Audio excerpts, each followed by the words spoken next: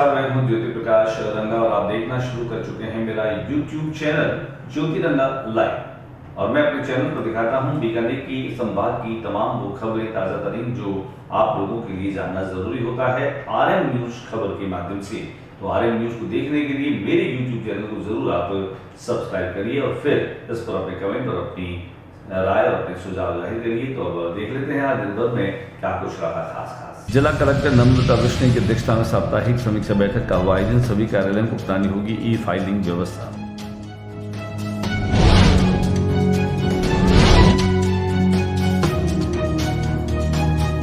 नगर निगम में संभागीय आयुक्त ने किया अचानक निरीक्षण, कर्मचारी मिले अनुपस्थित। निगम में स्वाभाविक व्यवस्था को देखकर जताई नाराजगी।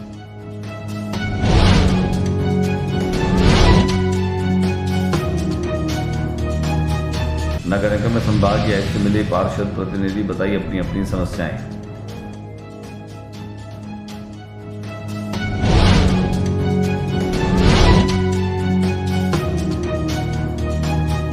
पंचायत समिति अधिकारी पर लगाए भ्रष्टाचार के आरोप, जिला कलेक्टर को दिया ज्ञापन।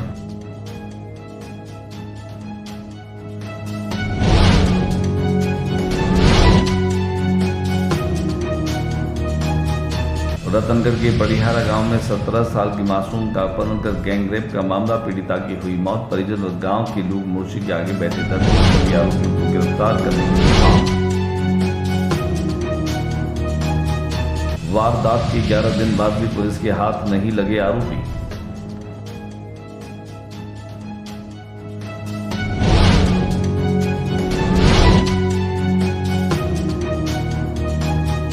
स्कूलों में 16 मई को अंतिम कार्य दिवस, 17 मई से गर्मियों की छुट्टियां प्रारंभ।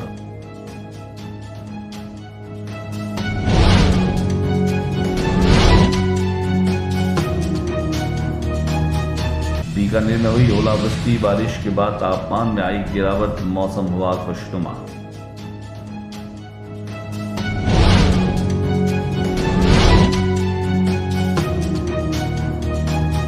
पहली बरसात में ही खुली नगर निगम की पोल, शहर में चारों तरफ पानी ही पानी।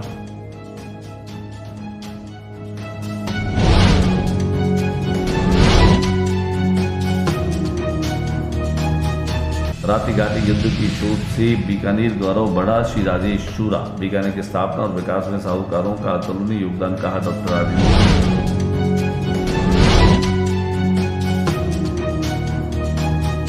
सोमवार को CBSE बोर्ड की कक्षा 12 का परिणाम हुआ घोषित।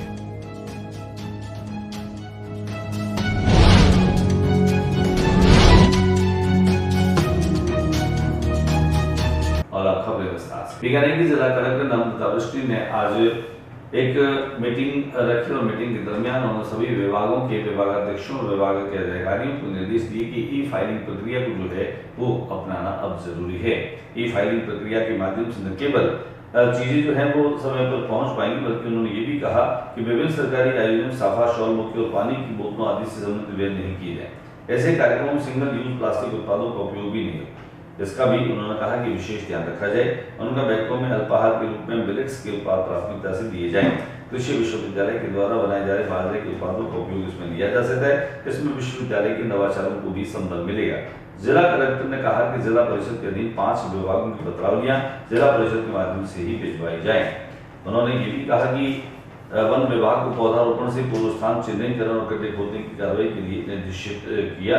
विद्युत विभाग को आंधी और बरसात के मद्देनजर ध्वस्तीकरण कार्यवाही अविलंब करने के निर्देश भी दिए। श्रम विभाग के द्वारा श्रमिक कल्याण के लिए संचालित योजनाओं की उपलब्धियां और समस्त आंकड़े आवाहन बैठक में उन्होंने उपलब्ध कराने के निर्देश दिए। संभागीय आयुक्त वंदना सिंह भी ने नगर निगम कार्यालय का जो है वो अचानक से निरीक्षण किया। अचानक निरीक्षण करने के साथ कई कर्मचारी अनुपस्थित मिले। अनुपस्थित कर्मचारी को देख करके और संभागीय आयुक्त ने नाराजगी भी जाहिर की और कार्रवाई करने की बात भी उन्होंने की। इस मौके पर खास तौर से जहां निगम के कार्यालय पहुंच करके उन्होंने फाइल्स भी देखी और फील्ड जो वर्क हो रहा है वो भी उन्होंने उसकी जानकारी मांगी, उसकी सूची मांगी ताकि उनका निरीक्षण कर क्वालिटी जांची जा सके। इसके अलावा कुछ नकदी भी कम पाई गई, इसके बारे में भी उन्होंने जानकारी मांगी। साथ ही जो सरकारी कर्मचारी मौके पर अनुपस्थित हुए उनकी लिस्ट बनाकर नियमानुसार कार्रवाई करने की बात उन्होंने कही। डीसी ने बताया कि निगम में गंदगी को देख करके और उनका मन जो है वह खिन्न हुआ। साथ ही साथ उन्होंने यहाँ की गंदगी को दूर करने को लेकर एक्सीएम को निर्देश दिए।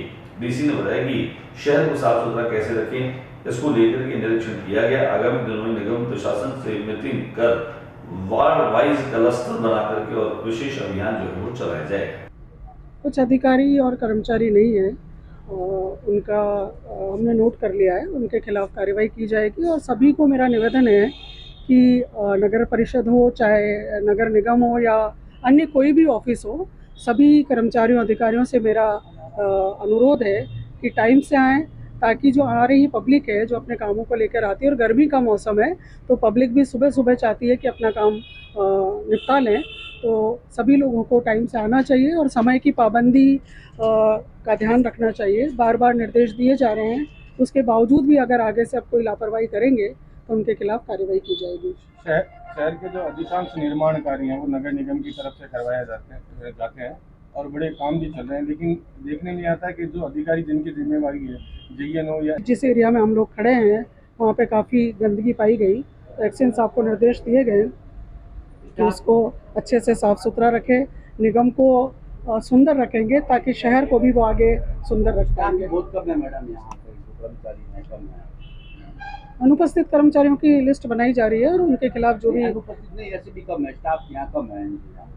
वो उसकी भी समीक्षा की जाएगी। स्टाफ कम है, एक बार पता कर लेंगे किन किन शाखाओं में कर्मचारी नहीं है और इसके संबंध में कमिश्नर जो है उनसे विस्तृत चर्चा करके आगे कार्रवाई की जाएगी। Thank you. वहीं दूसरी ओर नगर निगम में पहुंची संभाग के ऐसे जो वार्ड प्रतिनिधि हैं वे भी उनसे मिले और मिलकर के उन्होंने अपने अपने वार्डों की समस्या से भी उन्हें अवगत कराया। दिखाते हैं आपको क्या कुछ कहा वार्ड प्रतिनिधियों ने।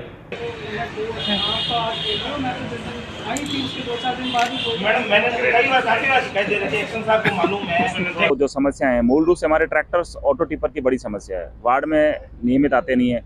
एक नगर निगम के पास के पार्षद महेंद्र बड़गुजर ने जो समस्या बताई, नाला खुला पड़ा है, बैरिकेटिंग के लिए बार बार कहते हैं, बैरिकेटिंग तक नहीं कर रहे, उसके निर्माण कार्य एक अलग बात है।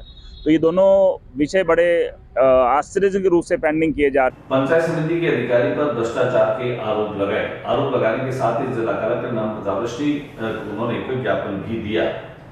आरोप लगाने वालों में नंदलाल जावा, युवा नेता वार्ड पार्षद अकबर रंगरेज, वार्ड पार्षद आदि मौजूद रहे, जिसमें महिला और पुरुष जो है वो भी शामिल रहे।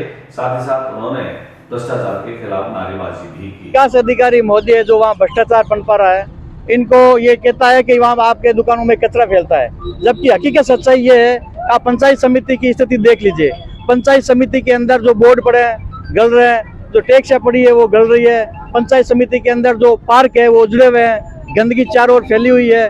पंचायत समिति के अपनी स्थिति की ओर ध्यान नहीं देकर गरीब मजदूरों को, जो बेचारे बेरोजगार जो अपना जीवन यापन कर रहे हैं, उनसे वो 10,000 रुपए हफ्ता वसूली की मांग कर रहा है। रतनगढ़ के पड़िहारा गांव में 17 साल की मासूम का अपहरण कर गैंगरेप का मामला और पीड़िता की मौत का मामला जो है वो सामने आया है, जिसमें परिजन और गांव के लोग मोर्चरी के आगे बैठकर धरना दे रहे हैं।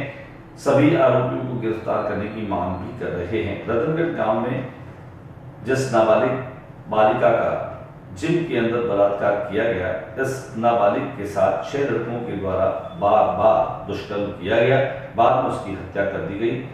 आज बालिका के पिता कमल के समर्थन में बुर्दागढ़ टीम सावधान इंडिया, अंतर्राष्ट्रीय अध्यक्ष ठाकुर दिनेश सिंह भदौरिया, बजरंग दल के दुर्गा सिंह, विश्वजीत सिंह धरासर सहित सभी टीम के सदस्य धरने पर 3-4 घंटे बैठे। बाद में सभी की मांग थी कि बच्ची को मारा गया है, बलात्कार की धारा के साथ साथ धारा 302 भी लगाई जाए। काफी हो हल्ले के बाद पुलिस का आला अधिकारी सीओ दिलीप सिंह जो है वो धरना स्थल पर आए और उनके पूर्ण आश्वासन के बाद पोस्टमार्टम बोर्ड के द्वारा कराया गया और एक भी निर्दोष को बख्शा नहीं जाएगा। सीओ के आश्वासन के बाद बालिका का पोस्टमार्टम अभी 3 बजे शुरू किया गया। ठाकुर भदौरिया, दुर्गा सिंह, विश्वजीत धरासर ने परिजनों को आश्वासन दिया कि किसी भी दबाव आप पर पड़े तो उनका सहयोग हमेशा उसे मिलता रहेगा। साथ ही साथ उन्होंने भी कहा कि जब भी जरूरत पड़े उन सभी लोगों को अपने यहाँ बुला भी सकते हैं। जी, मामला मेरी बच्ची का है।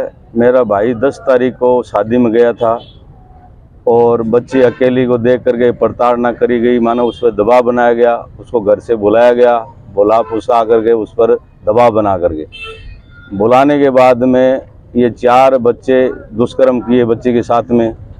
2 ने पहले 2 अंदर गए, 2 बाहर ताला मार करके उसकी रक्षा करी फिर 2 अंदर गए। फिर पड़ोस के जो हमारे चैन रूप है उसने सामने काम कर रहा था, उसने देखा कि वे यार ये तो बच्ची अपनी है, तो उसने वहाँ आकर के ताला खुलवाया तो देखा तो अंदर बच्ची रो रही थी। तो उसने बताया भी क्या बात हुई, बोले भाई ऐसी ऐसी बात है। उसके बाद में उसको बच्ची को जहर यानी कुछ खिला करके उसके साथ में दुष्कर्म किया। उसके बाद में बच्ची ने अपना होश हवास गंवा दिया। 2 दिन तक बच्ची बीमार रही, तीसरे दिन बच्ची खत्म हो गई 12 तारीख के अंदर। वारदात के 11 दिन बाद भी आरोपियों का अभी तक कोई भी सुराग हाथ में नहीं लगा है। आरोपी बैंक और पीआरटी की ओर से कुर्की में नीलाम किए गए भूखंड को खरीदने को लेकर एक पूर्व फौजी पर हुए जानलेवा हमले के नामजद आरोपियों को गिरफ्तार नहीं करने पर पीड़ितों ने रोष जताते हुए कार्रवाई नहीं करने पर धरना प्रदर्शन की चेतावनी दी है। पत्रकार वार्ता में जानकारी देते हुए गौरी शंकर बिश्नोई ने बताया कि मैंने और मेरे भाई शिव सागर बिश्नोई ने गूगल रोड सब्जी मंडी के पास बैंक और डीआरटी की ओर से कुर्की में नीलाम भूखंड को खरीदा था, जिसका कब्जा भी पुलिस अधीक्षक के निर्देशानुसार कानूनी प्रक्रिया के तहत लिया गया है। किंतु 11 दिन पूर्व में भूखंड मालिक शिव सागर पर जानलेवा हमला हुआ। इसमें हमलावरों ने भूखंड खरीदने वाले शिव सागर बिश्नोई के हाथ पैर तोड़ दिए, जो फिलहाल पीबीएम अस्पताल में भर्ती है। हमले की पूरी घटना यहां लगे सीसीटीवी कैमरे में कैद हुई, जिसकी फुटेज व वीडियो पुलिस के पास में है। इसके बावजूद वारदात के 11 दिन बीतने के बाद भी एक भी आरोपी पुलिस के हत्थे नहीं चढ़ा है। उनका आरोप है कि राजनीतिक दबाव के चलते पुलिस शिथिलता बरत रही है। सब्जी मंडी के सामने 3 प्रॉपर्टियां नीलामी में खरीदी गई थी।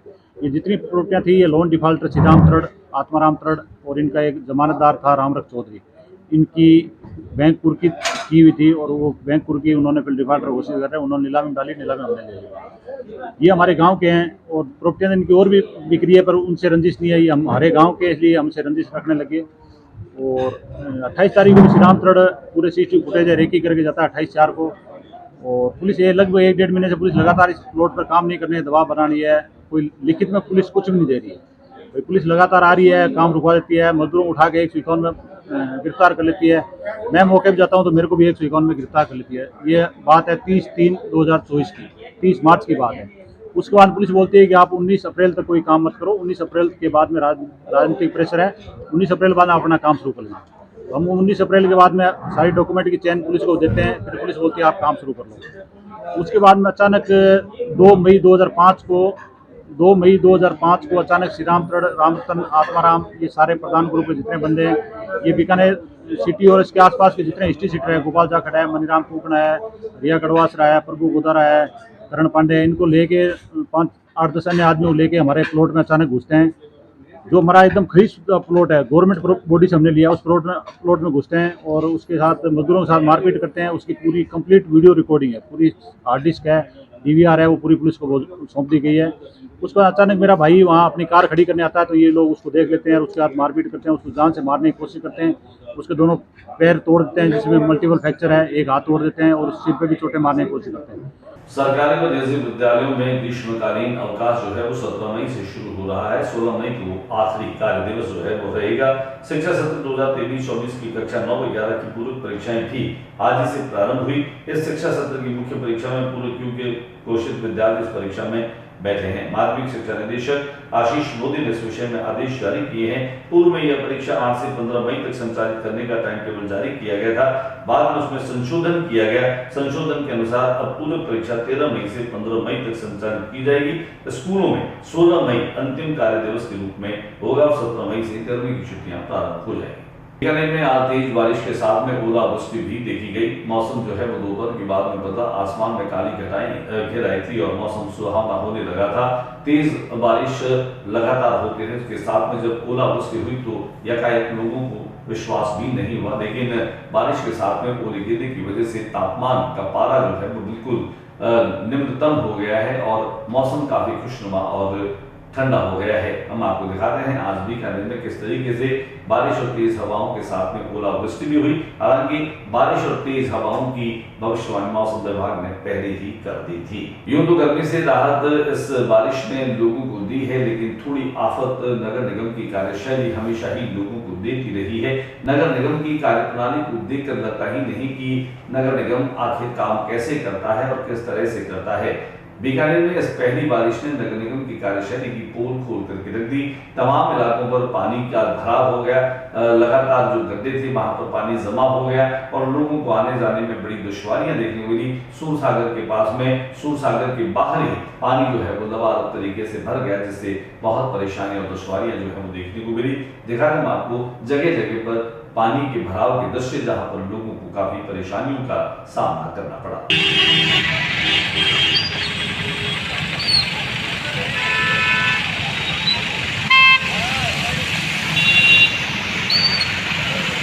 श्री मरु नायक सनातन धर्म कन्या पाठशाला में रात्रि घाटी समिति द्वारा आयोजित बीकानेर की स्थापना में साहूकारों का योगदान विषय पर प्रमुख अतिथि समाज सेवी उद्योगपति राजेश चूरा, नरनायक मंदिर ट्रस्ट के मंत्री गोपाल कृष्ण मोहता की अध्यक्षता में एक गोष्ठी का आयोजन किया गया, जिसमें श्री चूरा और मोहता के साथ मंचस्थ श्री जानकी नारायण शिमाली और डॉक्टर राजेंद्र जोशी और पुरुषोत्तम सेवक के द्वारा राव जैसी के चित्र पर माल्यार्पण गोष्ठी का शुभारंभ किया गया। पंडित ओम नारायण शिमाली ने वैदिक मंत्राचरण किया और श्री जानकी नारायण शिमाली ने स्वागत किया। भाषण और विषय प्रवर्तन शिमाली ने करते हुए कहा कि रात्रि घाटी युद्ध के शूर परिणामों को आज राष्ट्र विश्व स्तर पर जो है वो देखा जा रहा है, उसकी चर्चा की जा रही है। साथ ही रात्रि घाटी युद्ध के शूर से बीकानेर का गौरव भी बढ़ा। आने वाले तमाम अतिथियों ने रात्रि घाटी के युद्ध को लेकर के वहाँ चर्चा की। बीकानेर को हर क्षेत्र में बीकानेर की अपनी एक पहचान है। खेल कूद देख लो, साहित्य देख लो, संस्कृति देख लो, धर्म देख लो, विद्वता देख लो, शिक्षा, चिकित्सा, हर क्षेत्र में बीकानेर के लोगों ने अपना एक नाम किया। इस अवसर पर सोमवार को सीबीएसई बोर्ड की 12वीं का परिणाम घोषित किया गया। 12वीं बोर्ड की परीक्षा में बीकानेर के डूंगरगढ़ कस्बे की छात्रा करवा जो है उसने 99.79% लेकर के और राष्ट्र स्तर पर जो है वह बीकानेर का नाम रोशन किया। वहीं छत्तीसगढ़ बार एसोसिएशन के अध्यक्ष और जार एसोसिएशन से जुड़े पत्रकार रविकांत बिश्नोई की सुपुत्री जो है उन्होंने भी 95% से ऊपर अंक प्राप्त करते हुए अपने परिवार का, विद्यालय का और अपने कस्बे का नाम रोशन किया। आज के बुलेटिन में बस इतना ही। अगले बुलेटिन में नई गतिविधियों के साथ इस समय इसी चैनल पर फिर मुलाकात होगी। न्यूज रूम से ज्योति रंगा को इजाजत दीजिए, लेकिन जाने से पहले मेरा बार बार निवेदन रहता है, ज्योति रंगा लाइव ये नाम है मेरे यूट्यूब चैनल का। आप इसको सब्सक्राइब करेंगे, इसको शेयर करेंगे तो मैं और अधिक आप लोगों की मेहनत से काम कर पाऊंगा। तो प्लीज आप मेरे YouTube चैनल ज्योति रंगा लाइव को सब्सक्राइब करना मत भूलिए। आज के बुलेटिन में बस इतना ही। दीजिए इजाजत। नमस्कार।